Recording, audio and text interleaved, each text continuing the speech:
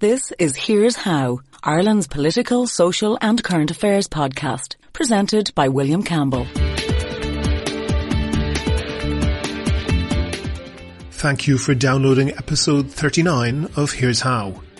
The Irish economy is dominated by foreign-owned multinationals who have set up shop here. Irish-owned businesses in the state concentrate on the service sector, often for tourists. Is that a good thing? One economist doesn't think so.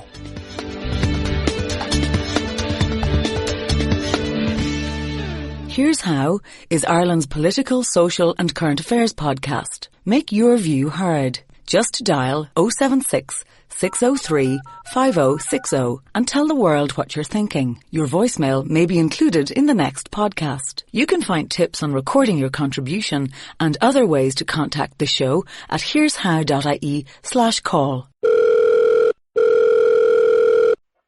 I'm joined on the line now by Michael Taft. He's the research officer for Unite the Union. He's also the author of the political economy blog Unite's Notes on the Front. Michael, you were writing about how the Irish economy is different from other similar European economies. Tell me what you were saying in that article. The article attempted to locate where exactly Irish business activity exists in the economy, in the different economic sectors, and compare that with the indigenous enterprise sectors throughout Europe. Because there has long been an argument that the Irish-owned business sector has been favorable towards property and towards finance and for servicing multinational firms, but has not been rooted in sectors which could generate a lot of wealth for the Irish economy, or generate high wages, or generate high levels of investment. So I just looked at three sectors to begin with. Mm-hmm. First off, looked at indigenous manufacturing. Manufacturing is a very key sector to any economy, because though there are people who say that, manufacturing is old hat and, we're into kind of knowledge capital and knowledge-intensive sectors, the fact is manufacturing drives productivity, it drives growth, and it actually drives the success of the knowledge-intensive sectors. And what we found is that to put that briefly, you're sort of saying that the Googles only exist because the Dells exist. Well, that's true, because think about it. The Googles exist because of the inputs that come from the manufacturing sector, both in the hard and soft inputs that they have, and also the Googles and the Facebooks and so much of the knowledge-intensive sector sells back into the manufacturing sector, which then creates a virtuous cycle of innovation and productivity. So manufacturing is key in this regard. The problem is that the Irish indigenous manufacturing sector is only about half of what it is in Europe. Only 1 in 10 workers in the indigenous sector works in manufacturing here in Ireland. In Europe, it's 1 in 5. Okay, so 10% of Irish workers are working in manufacturing. 20% of typical European countries, our European partners, as we're supposed to call them, 20% of their employees are working in manufacturing. Yes, that's true. And we're just focusing now. Just remember, we're focusing just on the indigenous sector. So in other words, we're not counting multinationals either here in Ireland or in Europe. We're just looking at homegrown industries. So what you're comparing is 10% working in homegrown manufacturing compared to 20% working in homegrown manufacturing in other countries. That's correct. It's about half. And that means that we're missing out on, of course, the skill development in our indigenous sector, the innovation and productivity, and a very strong multiplier effect. Because don't forget, manufacturing buys in a huge amount of goods and services, and indigenous sectors usually source those domestically. So we're missing out on a lot. But then we turn the coin over and take a look at two relatively low value-added and low-wage sectors, and that would be the hospitality sector, which makes up hotels and restaurants, and then the wholesale and retail sector. We find that is where Irish business activity is concentrated in. Nearly half of all employees work in those two sectors, and that compares to a third of workers in Europe. So what we have is, when you step back and look at this picture, we have Irish business activity, which is not very, doesn't have a very strong presence in the high growth productivity areas, but has a very strong presence in sectors that, to be honest, do not generate, will not be capable of generating the wealth and activity and the wages in the future. Mostly because, for instance, in the wholesale retail sector, we don't even trade that. It's not a traded sector. We don't have, wholesale and retail exports. So there's no export growth out of that. So that's a very unbalanced composition, and that needs to be addressed. Why? Because, two things. One, if we want to generate wealth and higher wages in the future, we're not going to be able to do that if so much of business activity is focused in the low-wage, low-value-added sectors. That's the first thing. Secondly, take the example of the living wage. Mm-hmm. Now, Unite and trade unionists, and indeed the overwhelming majority of people, if polls are to be believed, support the introduction of a living wage.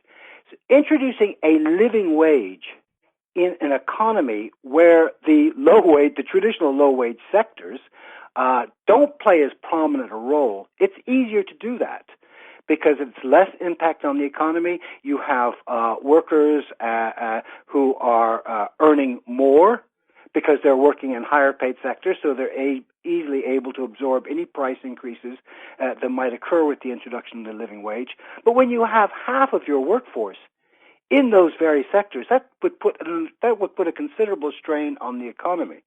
So this is not an argument against introducing the living wage, but this is an argument by saying, well, we've got to get a lot of other things right not before, but in tandem with increasing wages at the low end, the statutory floor. Okay. So can I ask you then, if there's something to be done about this, either at government level or at any other level, what would that be?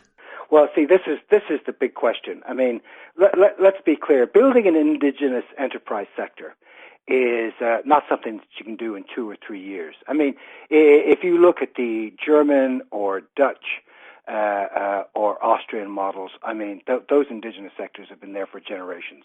Mm-hmm. This is a long-term effect. Sean Lemass was banging his head against the wall since the 1930s, trying to build a strong indigenous sector, and they first introduced protectionism to try to do that. And it was a catastrophe. How that failed. Huh? It was a catastrophe, yeah. For a small open economy, yes, because a small open economy with few natural resources needs to rely on export. Ireland was not an open economy in the 1930s, and protectionism was still a catastrophe. That's right, because we have too small of a domestic market to sustain the type of value-added industries that we need to promote higher wages and a higher standard of living throughout the economy. Small economies need to export. Mm-hmm. And that's why protectionism was a disaster. Also, too, I mean, it didn't help that World War II came around, so that any of our trading partners would have been in difficulties anyway. But so then Sean Lemass, under the Whitaker Plan, moved to opening up the economy to foreign capital. Mm-hmm. And it wasn't, the intention again was not to bring in multinationals to do all of our work for us. The idea at the time was that the multinationals would come in and act like tutors to the native business owning class, so that there would be spillover effects, like increase their skills in marketing, export markets, the different ways. I mean, multinationals are quite successful organizations, whatever one may think about them, and there was the hope that those spillover effects would mean that that Irish business could learn from their example. That's had a pretty mixed record. That's true. You make the point that Ireland has stark differences between a subset of what you call the small open economies, and I know you emailed me earlier, and you were referring to Finland, Sweden, Denmark, Austria, and those type of countries. But I was just looking at the World Bank figures, and I'll put a link for this on the notes for this podcast.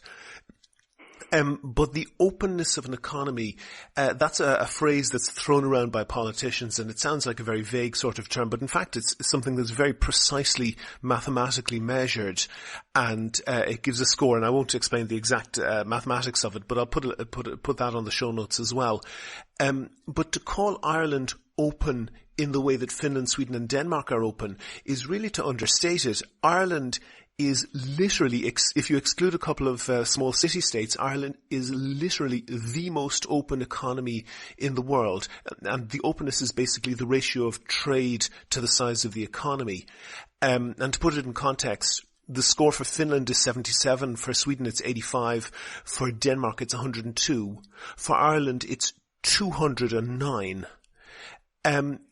Isn't Ireland just a completely different economy to those? And for example, Sweden had a large steel industry and therefore a large car making industry, and those countries did have significant industries before, let's say, the modernization of the second half of the 20th century. Isn't it natural that since Ireland didn't really have any industry apart from in the north, which wasn't included in independence, isn't it natural that we won't have any of that legacy industry? Oh, well, there's a large part of that that's correct. First on just the calculation of what constitutes an open economy. There are different definitions. I mean, there is no one definition. Sure, but you accept that measure of openness for Ireland is literally an order of magnitude greater than for example, the Scandinavian countries. I don't think it qualitatively changes the situation at all. I mean, don't forget, so much of our export base, and there's a huge debate about this, there's so much of our export base, we don't have quite the understanding of how much of that is statistical and how much of that is real, quite literally with service exports especially, and the digital the digital products. Sure, but that would tend to allegedly exported. I mean, but that's a debate. That's, and then the people have been arguing that over the last 5 to 10 years. So the magnitude, the fact is that Ireland still remains, like those economies, has a small domestic market, needs to export, and needs to export goods and services to get external earnings. Whether the magnitudes may be different, but for the size of the populations, these are small populations, they still rely on these exports, some to a lesser degree than others, but nonetheless still need to have a strong enterprise base by which they can get both external earnings and also to compete with multinational imports. Mm-hmm. So in that sense, the game doesn't change just because, there are numbers here and there, and some of which can be quite statistical. Now, you are correct in saying that many of these countries have a legacy of industry, which we do not have. Mm-hmm. But of course, that was a choice that we made. And not having steel and coal wasn't a choice that we made. The steel and coal were mined in Belgium, were mined in Sweden, and so forth. Yeah, but what we didn't do, for instance, is we were very late even developing our own food sector. Mm-hmm. Because as somebody, and I think I referenced in the article, somebody like Dr. Conor McCabe has charted the problems in, say, developing an indigenous food sector, and it wasn't economic, it was political. Mm-hmm. We took decisions at each stage which is not just down to our peripherality or our lack of natural resources, though, yes, I mean, we're not going to have a coal sector, we're not going to have a steel sector. But nonetheless, we still have choices to make about where we try to refocus our indigenous enterprise sector. Now, many, for instance, have said that we can develop in the, say, services sector, mm-hmm. because it's less capital dense, We certainly do have there's a good skill base there, though there's a shortage of skills, but nonetheless a skill base because of the spillovers from multinationals for instance, in information and communication. That's fine. Let's develop that. But let's also not forget that those sectors themselves do not have the wealth creation capacity that, for instance, the manufacturing sector would have. Explain that. Well, there's a way to measure. It's called a multiplier. Is a way to measure the impact of a sector within the economy. And it used to be Forfos, but now in the Department of Jobs, Innovation and Enterprise, measures it this way: how much wage per employee plus how much Irish materials are sourced, how much materials are sourced domestically and services sourced domestically, because a company needs to buy in goods and services to produce their product. So that's called direct expenditure. And you look at that and say, okay, well, how much is every employee, how much is there the multiplier effect for every employee? And it's 3 times as much in the manufacturing sector as in, for instance, information and communication. That's understandable. I mean, there's nothing wrong with that. The point is, if we want to rebalance our indigenous enterprise, say, towards business services, information services, communication services, we then have an even larger hill to climb to get to the state where we are generating as much wealth per employee as, say, in Europe. Mm-hmm. So that might be the road to go down, but we have to be clear that that's a really tough road, and we've got to think about strategies to maximize the gains from those sectors. Okay. Isn't one of the reasons why, for example, as you say, our hotel sector, our catering sector occupies a large section of the workforce and manufacturing doesn't? Isn't one of the reasons for that hotels can't really run away? If somebody wants to stay in Dublin, that hotel has to be in Dublin. But manufacturing can run away, particularly to the Far East. But there's still manufacturing in other countries in Europe.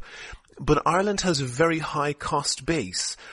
Everything, particularly government-controlled costs, tend to be very, very high. Be they things from business rates, electricity, these type of costs make the cost of living for Irish people high. Irish people, they can go abroad, but they're not living in Ireland anymore. Service industries like hotels and restaurants can't operate from abroad, but manufacturing can, and they do for that reason. Well, again, we're talking about indigenous enterprise. Indigenous enterprise is less likely to relocate. Sure, but it is likely to be outcompeted. Oh, that's true. But let's come back on the cost. For example, and this is kind of maybe laying at the door of some of the unions. The average, there's no difference between the electricity system in Northern Ireland than there is to the south, but the average wage in the southern in Electricity Ireland is exactly double that of the north. Well, I'm not familiar with that statistic, but I do suspect that that the wage is higher than in the north, because the north is the poorest region of a larger economy, the British and Northern Irish economy, which itself is a low-waged economy. Let's compare ourselves to our peer group, other small open economies. They also have very high costs. Denmark actually has even higher costs than Ireland. I think we're second to Denmark up there, but Sweden and Finland are not that far behind. There's costs and there's costs. For example, the spending on the total spending on the Irish healthcare system is only very slightly less than it is in Sweden. I don't think anybody really believes that the return on that spending is anything comparable. I agree, and that gets us into the area of reform of the way we do services. But let's go back to the cost. All of those costs filter down, and that makes manufacturing in Ireland less competitive, and therefore manufacturing will go offshore. It doesn't really matter whether it's a business that decides to move itself offshore or whether it gets outcompeted by somebody who is offshore. Either way, those costs harm the economy, don't they? They would, except that that's not the issue with the Irish economy. Again, let's compare ourselves to our peer group, those who have a structure just like ours. Their wages are far higher than in Ireland. Mm-hmm. Their average wage is about 25% higher than it is in the manufacturing sector, largely because they have a very high social wage, which is employer social insurance. They have corporate tax rates that are 3 times the level that they are in Ireland. They have employers' social insurance, which is over twice the level that it has in Ireland. They have much stronger employment protection laws. We hear this thing about labor flexibility, which sometimes can just be a code word for depressing wages and working conditions. Their employment protection is much stronger than ours, which means, according to that theory, they have more inflexible labor markets, and yet they outperform us. So, we can talk about the particulars of whether the health spending is efficient or not, or whether, spending in this area is efficient or not, or that tax is efficient. The fact is they spend, for instance, on their public services, about a third more than we do. But when they spend, on a comparable basis. But hold on for a second. For example, and it's much in the news now, they spend on police, and I don't have the figures, but I would strongly suspect that what they get, their bang for their buck, is much better. I would think so, because I think that for them to sustain such high levels of public service expenditure, and we have very little appreciation how much they spend on public services. That's apart from, say, things like social protection. On public services, you need, of course, to have the confidence of people that money is being spent correctly. Now, we can have a debate about whether that money is being spent in the most efficient way in Ireland. All I'm saying is that if you're looking in terms of costs, they, as I said, have much higher wage levels, which is, according to some theories, a cost on the firm. They have much higher levels of corporate tax, much higher levels of employer social insurance, and much stronger employment protection laws. And yet they are ranked. All of those countries are ranked higher than Ireland in these business competitiveness index, like the global competitiveness index. So they're ranked as actually having more competitive economies, and yet they have all these taxes and public expenditure and employment protection legislation. Sure, but you accept that the cost must be taken into account in relation to the return. Yes, but in terms of the firm level, two manufacturing firms, say in the food sector, between, say Denmark and Ireland. Denmark has a very strong food sector. Their wages are higher, their taxes are higher, their employment protection is stronger. In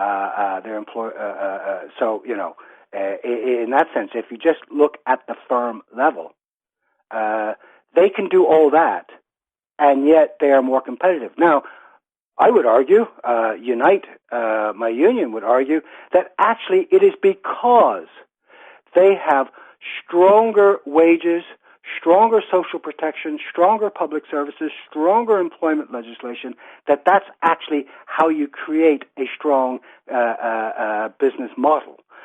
Because you maintain demand in the economy, you have much greater social cohesion, you have far less poverty. These are countries with very little poverty, both in work and out of work, because poverty itself and deprivation is a drag on competitiveness. Sure. Can I just go back to that? Can I just go back to that? Is it fair to summarize what you're saying essentially as when you pay people more, they have more money to spend, and more might not just be money when you pay them with better conditions and so forth. They then have more to spend within that domestic economy. And that is what fuels the domestic economy. Would that be correct? Well, no, that's part of it. What fuels the domestic economy is... But I want to stick with that idea for a moment because, well, I contrasted the openness, and the problem is with that, if Irish people are paid more, there is a strong danger that they will have more to spend, and I know that that's a shorthand for something more sophisticated, but they will have more to spend, but the openness of the economy doesn't really allow us to do that because, as I said, for example, Finland and Sweden are at 77 and 85 on that index of openness, which is a ratio of trade to the size of the economy. Ireland is at 209. It is the most open economy in the world. It's a little bit like arguing that for pay increases for public servants, saying that this will help local businesses. It will, but probably it'll mostly help Chinese manufacturers and German car makers and so forth. That's correct. I mean, we have to look at this in the whole, and there's no doubt that in any small open economy, a wage increase is more likely to leak out than, say, in a large closed economy such as Germany or France, where people kind of just purchase things that are made in Germany or France. There's no question about that. And in fact, the latest data that I saw was that 20% of household expenditure here in Ireland is comprised of imports. Sorry, 20%? That seems extraordinarily low. Well, no, it doesn't actually. When you consider now, you have to go through all sorts of multiplier effects. But when you consider, for instance, that for many people on low income, 40% of their expenditure is on rent. I mean, when we start looking at how we spend our money or on food, a large part of that is domestically sourced. 20%. Even if you want to take issue with that, the point I'm trying to make is that that's quite high even for other small open economies, where their expenditure on imports is much lower. So we do have to take account of that. However, there's two things to say about that. First off, even more importantly, it is to refocus Indigenous enterprise, not only where they can compete for export markets, but where also they can compete within domestic markets against multinational imports. Can you give a specific example? What product currently imported by multinationals could potentially be replaced by something produced locally at an equal or lower cost and value? I don't have that off the top of my head. Okay, it seems to me that when Sweden, for example, was building its car industry with its steel and so forth, it was feasible for them to produce cars at a reasonable price for the Swedish market, and then they began to export. But technology is vastly more complex now. To take a product from first principles to the market typically involves hundreds of different companies. Can that really be done at a scale that is economic in such a tiny country as Ireland? Well, it happens in other countries. For instance, I'm just trying to think of an example. Energy is one. We have one of the highest levels of imports of fossil fuels from outside the country. We don't need to have that high level. We were late in the game on renewables. We're still late in the game in developing it. We're late in the game on developing R&D for the next generation of renewables, which are based on ocean, marine, and tidal. That's one area that would benefit from. I dare not use the word. I'm hesitant to use the word import substitution because that actually reminds one of a protectionist mentality. But where we could compete to sell our own, if you will, our own product based on our own natural resources, as against the imports of energy from other countries. Hold on for a second, Michael. Fuel is not a manufacturing industry; it's a primary industry. Do you have anything that's in the manufacturing sector? I would imagine, as I said, I haven't looked into the detail of that. Do you accept the point that most manufactured products these days are, from first principles to the market, are the product of hundreds of different companies. Oh, absolutely. Absolutely. Because, you buy them in from all over the world. Absolutely. And that we want to continue to be part of the global, the global chain of products. And that's why, it's good that we have multinationals here in sectors which we could never have developed ourselves. Okay. That's the point. We could, for instance, like chemical, pharmaceuticals, or medical devices, those sectors. We could never have developed those from our own domestic market. If you were to say, Michael, to the incoming government, one policy that they could implement that would tend to support what you're advocating, what would that be? Well, the first thing actually is to draw a map. Now, this is not just a policy, but to actually identify the issues involved. One should draw a map of the Indigenous economy. We've not done that. In the debate, and this is debate not just from government ministers, but we hear this from commentators, we tend to kind of conflate Irish business with multinational business. And in one sense, if you are looking at what the economy as a whole produces, that's fair enough. But if you are then focusing on the two sectors distinctly, then what we should do is draw a map for both. We should draw a map, for instance, this is did like two little comparisons. I mean, we need a broad sense of both our strengths and our weaknesses of our Indigenous enterprise sector, especially since industrial policy since the 1980s has continually hammered on this theme of developing the Indigenous sector. We also, by the way, and this is something that the National Competitiveness Council has recently highlighted, we need to actually draw a map of our multinational sector, because 70% of our exports from multinationals come from only two sectors. And that's not a very strong ground in which to base an export strategy, just based on two sectors. That's the chemical, pharmaceuticals, and computer services. Because we don't know what's going to happen 5-10 years down the line. And if one of those sectors hits a recession or a road bump or anything else like that, then it's going to impact on us. It's going to impact on us quite heavily. Whereas a broad-based multinational platform might be of more assistance. So the first thing, before we even get into the policies, is actually to describe the situation accurately. And unfortunately, we tend not to do that. Michael Taft, Research Officer for Unite the Union, also the author of the political economy blog Unite's Notes on the Front. Thank you very much for talking to me. Thank you. Make your view heard. Dial 076 603 5060 and leave a contribution for the show. You can find tips on how to record a good contribution and other ways to contact the podcast at here'show.ie/call.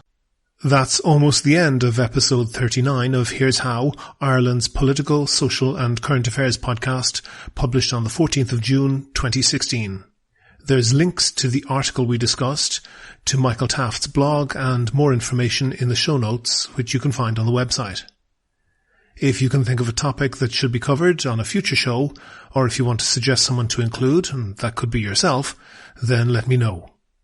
If you like the podcast, please go on iTunes and give it a rating, or even write a nice review.